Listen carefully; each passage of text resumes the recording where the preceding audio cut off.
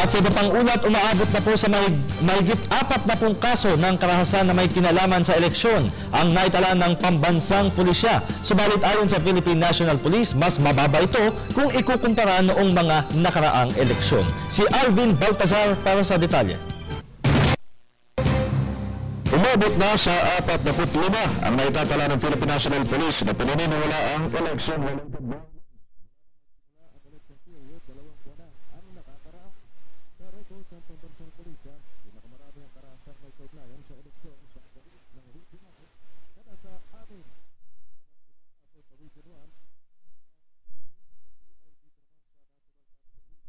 At iba pang rehiyon. 27 naman ang patay kaugnay ng nasabing bilang ng election-related violence habang nag-iwan din ito ng 24 na sugatan. We have 45 incidents. Kung i-breakdown na natin, we have 32 rito. May isang incident ng kaso ng strafing, 3 kaso ng stabbing, at 4 na kaso ng other acts of violence. Walo sa naitilang ARVI ay nasa prosecutor's office na habang 37 ay under investigation.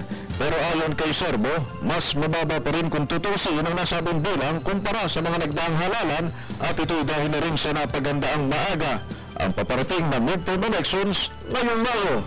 Napagandaan kasi ito ng maaga at na-identify natin ano ba problema na pwedeng magbigay. Samantala, pumalo na sa 1,566 ang naaresto ng Philippine National Police mula nang maipatupad ang ban ng nakaraang Enero 13. Pinakamarami dito ay mga sibilyan na nasa 1,416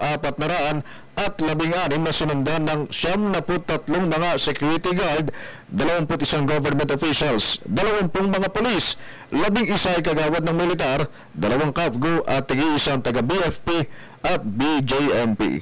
Para sa Telebisyon ng Bayan, Alvin Baltazar.